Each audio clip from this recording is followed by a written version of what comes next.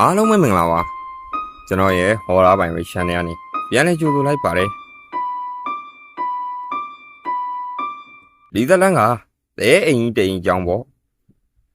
တရက်ကျွန်တော်ဘာတစ်ခုကိုရောက်သွားတယ်သရှင်တန်တွေကလည်းရမ်းကိုစူညံနေတာလူတွေကလည်းအများကြီးကခုန်နေကြတယ်အဲလူတွေအများကြီးထဲမှာခန္ဓာကိုယ်တောင်းတောင်းမြောင်းမြောင်းနဲ့ကောင်မလေးတယောက်ကိုကျွန်တော်တွေ့ခဲ့တယ်ဆိုင်ကလည်းရမ်းကိုတန်နေတော့ကျွန်တော်လည်းဝင်ပြီးဘီယာလေးတစ်ခွက်လောက်တောက်လိုက်တယ်အဲ့အချိန်ပဲစောနာကကျွန်တော်ပြောတဲ့ကောင်မလေးကကျွန်တော်နားကိုရောက်လာတဲ့ချိန်ကျွန်တော်နှလုံးတွေရမ်းခုန်နေခဲ့တယ်သူမဘက်ကစကားဆပြောတယ်တနေ့ရကိုသွားကြမလားတဲ့နောက်တော့ကျွန်တော်တို့သူ့အိမ်ကိုရောက်သွားခဲ့တယ်အဲ့ညတော့သူမပေါင်လေးပေါ်မှာပဲအိပ်ပျော်သွားခဲ့တယ်နောက်တစ်နေ့အိပ်ရနိုးတော့စုပ်တိစုပ်ပြအခန်းထဲမှာပြန်နိုးလာခဲ့တယ်အိပ်ရပေါ်မှာလဲသွေးခွက်တချို့ကိုတွေ့ခဲ့ရတယ်လူမနေတဲ့အခန်းတစ်ခုလိုပဲကျွန်တော်လည်းအခန်းပြင်ကိုအရင်ပြေးထွက်လိုက်တယ်အဲ့ဒီအိမ်ကတောအုပ်ကြီးရဲ့အလင်းမှာတလုံးနဲ့ရှိနေခဲ့တာဒါဆိုညာကကောင်မလေးကရောဘယ်ရောက်သွားလဲလို့တွေးရင်အိမ်ရှိမှာကျွန်တော်ကားကိုတွေးခဲ့တယ်ကျွန်တော်လည်းအိမ်ကိုမြန်ပြန်ပြီးကားထဲက CCTV ကိုစစ်ဆေးခဲ့တယ်အဲ့ဒီအချိန်မှာတွေးလိုက်ရတာကဘယ်သူမှကားပေါ်မှာပါမလာခဲ့ဘူးကျွန်တော်တယောက်တည်းစကားတွေပြောနေခဲ့တာဒီလိုနဲ့ရက်နေငယ်ကြတော့ကျွန်တော်မျက်နှာတွေအယောင်ရော့လာတယ်မျက်လုံးတွေကလည်းအယောင်စပြောင်းလာခဲ့တယ်အသားအယောင်တွေကလည်းဖြူဖက်ဖြူရောနဲ့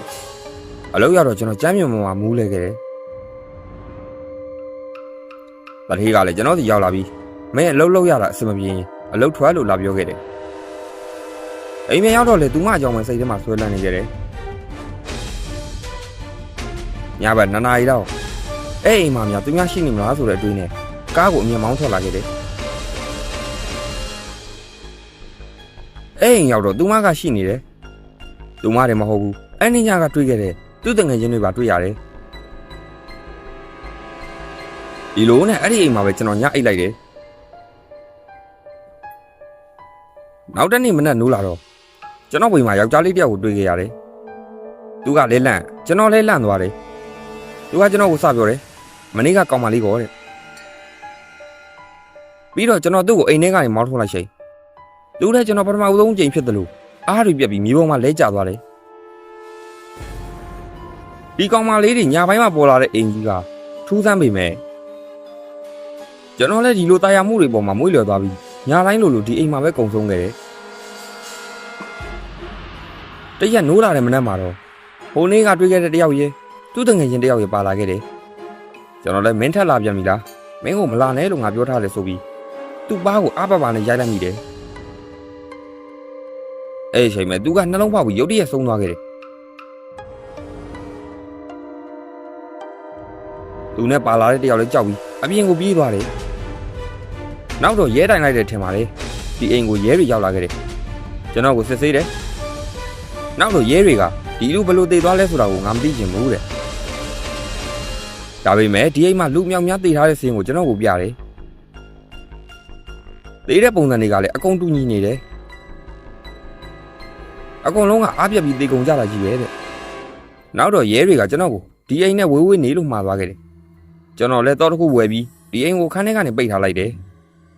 ဒီကောင်မလေးတွေနဲ့ဒီအိမ်ကကျွန်တော်အပိုင်ဖြစ်သွားအောင်လို့ပေါ့ကျွတ်တိပြေးနေတဲ့ဒီခန်းထဲမှာမနဲ့နိုးလာတိုင်းပတ်ဝန်းကျင်ရဲ့အရာရာကိုကျွန်တော်ကြောက်စိတ်ဝင်လာခဲ့တယ်မနက်ပိုင်းအိမ်ကိုပြန်ပေးမဲ့လေဒီကောင်မလေးရဲ့အကြောင်းတွေကိုပဲစိတ်ထဲဆွမှုနေခဲ့တယ်တရက်တော့ဟိုတနေ့ကပါလာတဲ့တယောက်ကအိမ်ရှိတကားကိုအတင်းလာခောက်တယ်ကျွန်တော်လည်းဒါတစ်ချောင်းကိုကန်ပြီးတကားဖွင့်လိုက်တယ်ကျွန်တော်လည်းမေးလိုက်တယ်မင်းတို့ဘာကိစ္စလဲဒီထဲကိုဝင်မဆိုရင်တော့ငါတက်ရမယ်လို့ပြောတော့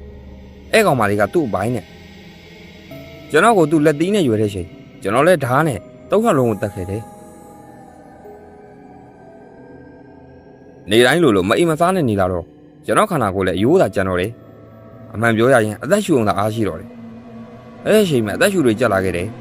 ကျွန်တော်မျက်လုံးတွေဗလက်တွေထဲကနေရင်းကြီးလိုအရာတွေပါထွက်လာခဲ့တယ်ကျွန်တော်ကိုအမေကဆေးရုံတင်လိုက်တယ်တရားဝင်ကအမေကိုပြောတယ်ဒီတိုင်းသာဆိုသေဖို့မကြတော့ဘူးတဲ့ စားလည်းမစားမတောက်လည်းမတောက်ဆိုတော့အဲ့ချိန်ကြီးကိုစိတ်ထဲအဲ့ကောင်မလေးပဲရောက်နေကြတာနောက်တော့ဆရာဝန်တွေကကျွန်တော်ကိုဂရဲမှာရှုပ်ထားလိုက်တယ်အဲ့ချိန်ကျွန်တော်ကတောင်းညက်နေတာကြောင့်မေးသေးပေးခဲ့တယ်ဒီလိုနဲ့လာနေငယ်ကြတော့ကျွန်တော်အဲ့ရပေါ်မှာပြန်လို့လာခဲ့တယ်ကျွန်တော်ရာကုန်မှတ်မိလာခဲ့တယ်အတိတ်ကအဲ့ကောင်မလေးကြောင်းရဲပြီးရင်သူ့မျက်နှာမှာပါလာကိုပါမှတ်မိခဲ့တယ်နောက်တစ်နေ့တော့အမေနဲ့ဆေးရုံကနေပြန်ဆင်းလာခဲ့တယ်နောက်တော့အဲ့အိမ်ကနေဟိုတယောက်ရဲ့သတင်းကိုကြားခဲ့ရတယ်နောက်ဆုံးအဲ့အိမ်မှာပဲသူတည်သွားခဲ့တယ်တဲ့အမှန်ကအဲ့အိမ်ကြီးကကြက်အိမ်ကြီးဖြစ်နေကြတာကိုနောက်ပိုင်းမှသိခဲ့ရတယ်ဒလန်လေးကတော့ဒီမှာရင်ပြီးပါပြီပရိသတ်တို့လည်းဘာမှတွေးတဲ့ကောင်မလေးတွေခေါ်တိုင်းလိုက်မသွားကြဖို့ပြောရင်းကျွန်တော်ရဲ့ horror story လေးတွေကိုနှစ်သိမ့်ရင်ကျွန်တော်ရဲ့ channel လေးကို like and subscribe လုပ်သွားကြပါဦးဗျ